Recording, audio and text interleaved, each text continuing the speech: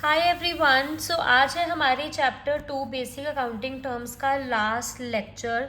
जितनी भी टर्म्स हैं अभी मैं आपको आज की इस वीडियो में क्लियर कर दूंगी एंड कल हम स्टार्ट करेंगे चैप्टर नंबर 3 अकाउंटेंसी का। तो चलो टाइम ना वेस्ट करते हुए फटाफट से हम अपनी पहली टर्म की तरफ चलते हैं।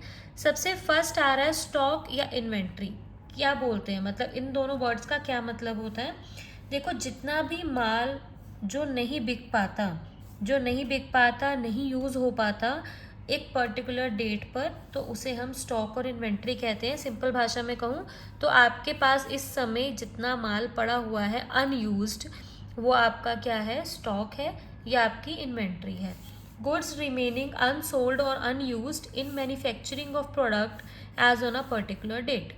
और जो स्टॉक है वो दो तरीके का होता है, एक होता है ओपनिंग स्टॉक, एक होता है closing stock.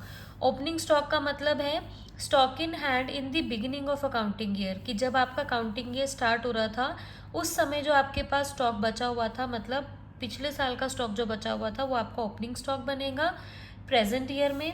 And closing stock कौन सा होता है, जब हम अकाउंटिंग ईयर ख़त्म कर रहे होते हैं तो तब आपके पास जो स्टॉक बचा है वो आपका क्लोजिंग स्टॉक होगा।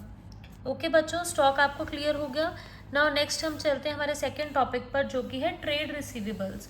ट्रेड रिसीवेबल्स क्या होती है, एक ऐसी अमाउंट होती है जो रिसीवेबल है, मतलब कि अभी आपको मिली नहीं है बट आपको फ्यूचर में मिलेगी, अगेंस्ट सेल ऑफ गुड्स और सर्विसेज और both rendered in the ordinary course of business. कहने का मतलब है कि बिजनेस के टाइम के अंदर अंदर जो आपने सेल की है गुड्स की या आपने सर्विसेज अपनी दिया, ये दोनों ही चीज़ें दी हैं किसी भी अपने कस्टमर को, किसी भी पर्सन को, पर उसने अभी तक आपको पैसे वापस नहीं किए हैं, तो वो अमाउंट आपके पास आएगी फ्यूचर में, तो उसे हम बोलते हैं ट्रेड रिसीवेबल। ट्रेड रिसीवेबल में दो चीज़ें आती हैं, एक आता है डेटर्स और एक आता है बिल रिसीवेबल। तो दोनों को देख लेते हैं क्या होता है। जो डेटर्स होते हैं वो एक पर्सन होता है, ये एक एंटिटी भी हो सकती है, to home goods are sold और services are rendered on credit. मतलब इसके अंदर कोई इंसान भी आ सकता है, कोई कंपनी भी आ सकती है जिसको आपने अपना माल बेचा है या अपनी सर्विस बेची है क्रेडिट पर, उधार पर दी है, तो उनका फ़र्ज़ बनता है उसके बदले में आपको पैसा देना। सेकंड आता है बिल रिसीवेबल। बिल रिसीवेबल का मतलब होता है एक बिल ऑफ एक्सचेंज, एक बिल होता है जो एक्सेप्ट किया जाता है बाय अ डेटर। कौन एक्सेप्ट करता है, जो उधार में सामान ले रहा है।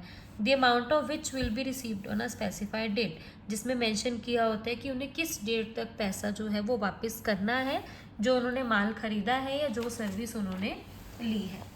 ओके बच्चों, और एक इसका ऑपोजिट टर्म आता है जिसे हम बोलते हैं ट्रेड पेबल्स।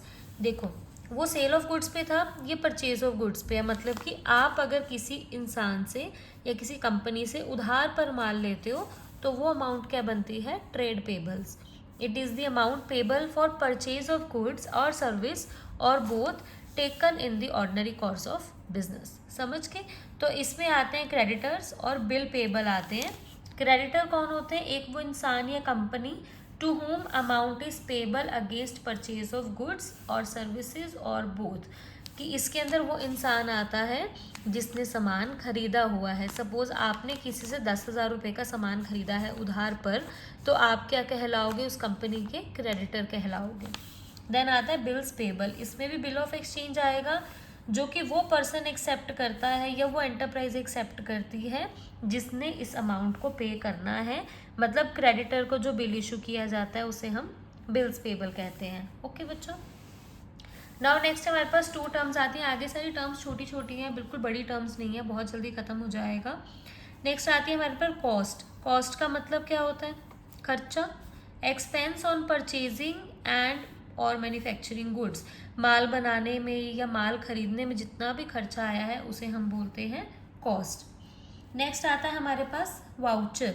वाउचर आपने देखा होगा, जैसे आप बैंक में भी जाते हो, अगर आपने पैसे डिपॉजिट करवाने हैं या विड्रॉ करवाने हैं, एक स्लिप होती है ना, जिसके ऊपर रिकॉर्ड रहता है कि हाँ आप सामने वाले को बता रहे हो मैंने इतने पैसे विड्रॉ करवाने हैं, और हाफ स्लिप वो काट के आपको वापस दे देते हैं, हाफ वो अपने पास रख लेते हैं।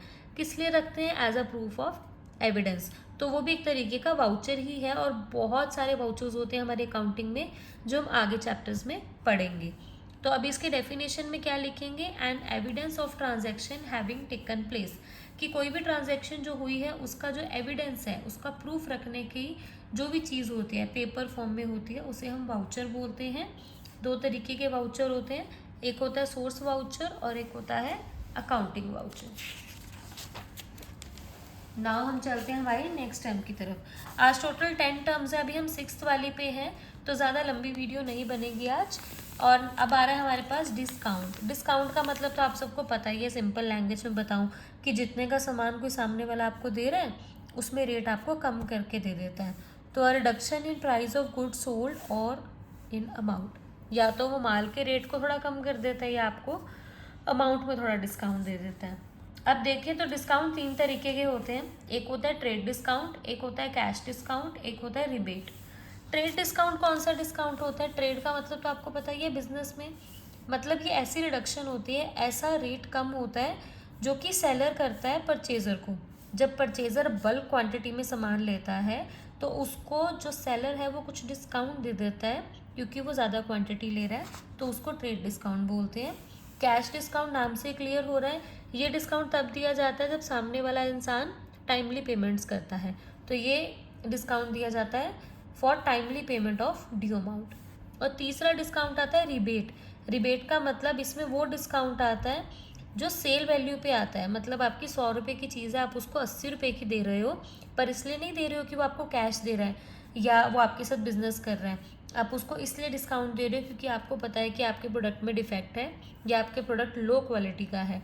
तो लो क्वालिटी होने की वजह से, डिफेक्ट होने की वजह से जो हम डिस्काउंट देते हैं उसे हम बोलते हैं रिबेट। नाउ हम चलते हैं हमारे नेक्स्ट टॉपिक की तरफ जो कि है बैड डेट्स। इसको बैड डेट्स बोलते हैं, मतलब कि वो अमाउंट जो एक बिजनेस ने किसी से लेनी थी बट अब वो उसको नहीं मिलने वाली, तो वो क्या बन गए उसके bad debts. It is the amount own to the business that is written off because of it becoming irrecoverable, it is loss of business. तो ये अमाउंट अब उसको रिकवर भी नहीं होने वाली है, तो ये बिजनेस का लॉस कहलाता है। 8th आता है हमारे पास प्रोपराइटर। प्रोपराइटर कौन होता है? A person who owns the business, जो बिजनेस का मालिक होता है उसको प्रोपराइटर बोलते हैं। 9th आता है हमारे पास इंसॉल्वेंट। इंसॉल्वेंट वो इंसान होता है या वो कंपनी होती है which is not in a position to pay its debt, जो अपने डेट्स को, मतलब अपने कर्ज़ों को पे नहीं कर पाती, उस पोजीशन में नहीं होती, तो उसको हम बोलते हैं इंसॉल्वेंट। एंड अगर इसका ऑपोजिट देखें विच इज़ सॉल्वेंट, तो सॉल्वेंट एक ऐसा पर्सन या ऐसी एंटरप्राइज होती है which is in a position to pay its debt, जो कि अपने कर्ज़ों को देने की पोजीशन में होती है, उन्हें सॉल्वेंट बोलते हैं, और जो नहीं होती उन्हें इंसॉल्वेंट बोलते हैं। ठीक है, सो अभी हमने इस चैप्टर को कंप्लीट कर दिया, बहुत सारे टर्म्स हमने की हैं एंड अभी हमने ये 4 to 5 पार्ट्स में कंप्लीट किए हैं सारी की सारी टर्म्स। तो बच्चों अगर आपकी कोई टर्म मिस हो गई है तो आप पिछले वीडियोस को जाकर देख सकते हैं, जितने भी पार्ट्स हमने इस चैप्टर के अपलोड किए हैं उसमें सारी टर्म्स को अच्छे से एक्सप्लेन किया गया है, प्लस नोट्स फॉर्मेट में भी मैंने इनको मेंशन करके दिया है। सो मेक श्योर कि अगर आप इंटरेस्टेड हैं तो आप वीडियोज़ को देखें एंड इस चैनल को सब्सक्राइब ज़रूर करें।